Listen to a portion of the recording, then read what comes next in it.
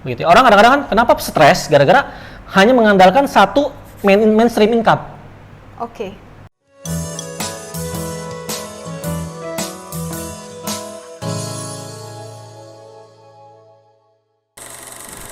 Hi everyone, welcome back to our channel The Thanks Family. Nah, hari ini kita mau lanjutin kemarin video yang kita udah upload. Yes. MJ, kemarin kan kita bahas tentang apa? Pusing gak ada income, mau mati rasanya di saat pandemi 2021. Oke, ya. Itu seri pertama. Dari 2020 ya. Oh iya, dari tahun lalu. 2020. Ini seri kedua. Ini sekarang seri kedua. Oke. MJ bisa kasih solutions nggak? Apa sih jenis-jenis pekerjaan yang kita bisa lakukan di rumah nih di saat-saat pandemi kayak gini? Yes, jadi kemarin kita udah ngomongin nggak ada income, pusing rasanya, gimana caranya ya kan, mental kita gimana ya kan. Nah di video kali ini kita sharing pengalaman kita juga yang kita udah lakukan, jenis-jenis pekerjaan atau usaha yang bisa dilakukan dari rumah selama pandemi, ataupun kalau misalnya kita bisa booming tahun depan, kita bakal jalan terus ini. Teman-teman bisa melakukan hal yang sama, begitu kan ya. Nah, aku udah tulisin nih, silahkan kamu sharing. Ini ada 5 poin ya. Jadi yang pertama itu kita bisa jualan produk jadi. Yes. Apa aja tuh contohnya? Misalnya food and beverage.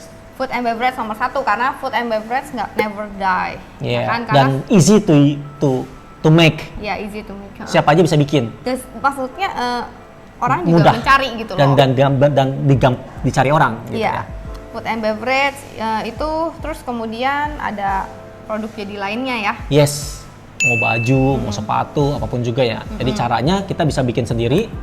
Produk jadi itu bisa pertama kita bikin sendiri. Yes. Kedua kita beli franchise. Ya kan. Ketiga kita bisa konsinyasi. Betul. Gitu kan. Yang keempat kita promosiin dan dapatin dapatin komisi. Commission. Nah, bisa seperti itu. Betul. Banyak hal sih ya. Betul. Oke, yang kedua. Nanti strateginya di video berikutnya. Oh iya, ini berarti belum detail Ini ya. terlalu panjang kalau nggak, ya kan. Tolong subscribe dan komen gitu ya, dan likes. Subscribe supaya nanti kita upload video berikutnya bisa langsung lihat. Yes. Oke. Yang kedua kita bisa jualan jasa via service. online ya. Yes. Apa aja tuh? Ini modalnya nggak banyak dibanding yang pertama tadi jualan, kita harus beli barang dulu, stok di muka, ya kan, persediaan, terus kita olah, baru kita jual. Belum tentu barang cepet habis.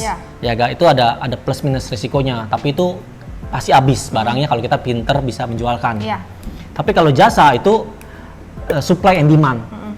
Kita bikin dulu, cari dulu demandnya, baru kita bikin supply-nya. Begitu. Jadi teman-teman cari nih, orang di rumah aja ngapain, pusing, atau anak-anak sekolah. Nah kamu jadi guru sekolah, ngajar, ngeles gitu ya. Atau yang kamu hobi apa gitu kan. Kayak Hillary kan juga sekarang lesnya 3 online. Balet, sempua sama catur. Jadi kayak semuanya online. Benar, kita bisa ngajar kalau kita suka ngajar gitu kan. Terus kita bisa ngajar masak atau apapun juga, yang penting kita suka dan bisa menyampaikan. Kelebihannya kalau jasa ini menggunakan internet online itu bisa sampai luar negeri loh. Iya betul. Jadi nggak harus kalau produk mungkin hanya di Jakarta atau Indonesia gitu ya. Delivery-nya ya, tapi jangkauannya itu terbatas skop negara. Tapi kalau jasa tadi online, waduh itu luar biasa. Kecuali kita pasangnya di Amazon atau di yang luar-luar ya, tapi kan susah kan.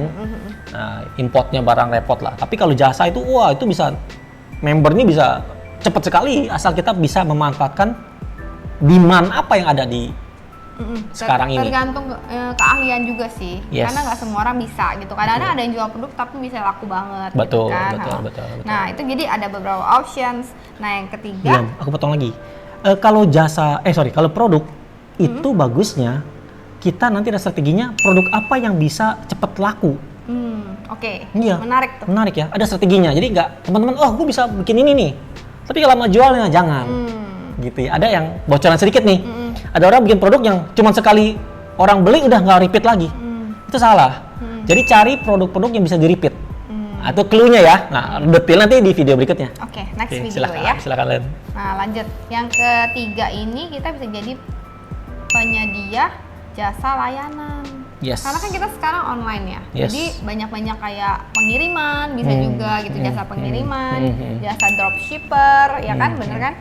Distributor online. Betul, tanpa perlu keluar modal besar. Jadi artinya kita deal sama supplier, terus kita udah ada punya marketnya, atau kita cari marketplace sendiri, tinggal kita nanti distribution aja. Iya, distribution channel lah. Jadi nggak usah keep stok lagi. Biar gudang mereka yang simpen supplier. Kita tinggal cari pembelinya. Tergantung agreement-nya juga ya. Iya, betul. Itu gampang banget itu. Tapi itu luar biasa.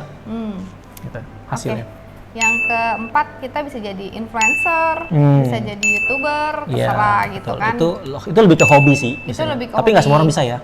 Nggak semua orang enak untuk men-convey atau mereview sesuatu gitu. Jadi kan ada beberapa memang influencer atau reviewers yang memang disukain gitu kan. Jadi kayak mereka tuh bisa menyampaikan atau mereview secara jujur, secara mudah dimengerti. Nah itu kan membutuhkan communication skill.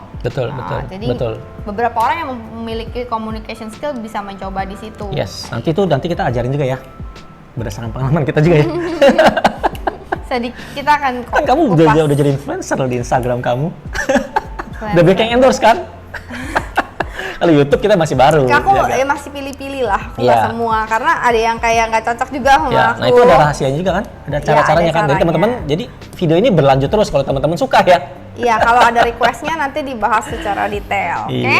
Nah yang kelima ini yang terakhir, ini bagian kamu nih. Ya investasi itu paling penting sih menurut aku. Kita boleh bisnis, tapi bisnis kan nggak selamanya running well, ya kan, ada on off-nya juga, ada rame, ada sepi. Investasi pun sama. Jadi kita mesti memisahkan, misal contoh saya punya dana nih. Jo, Lena, gue punya duit 100 juta. 100 juta mau diapain nih? Gue cemplungin semua di bisnis online, atau gue jualan produk, atau jualan jasa. Nanti di strategi berikutnya, di video berikutnya, kita sharing pengalaman aku juga nih. Kita punya duit berapa, kita bagi-bagi berapa. Karena saling bisa subsidi. Ya bisa contribute masing-masing gitu loh. Itu penting sekali. Begitu. Orang kadang-kadang kan kenapa stres gara-gara hanya mengandalkan satu mainstream income. Oke, jadi kita harus banyak jaluran gitu ya, saluran income kita, ya, bisnis portfolio kita banyak gitu.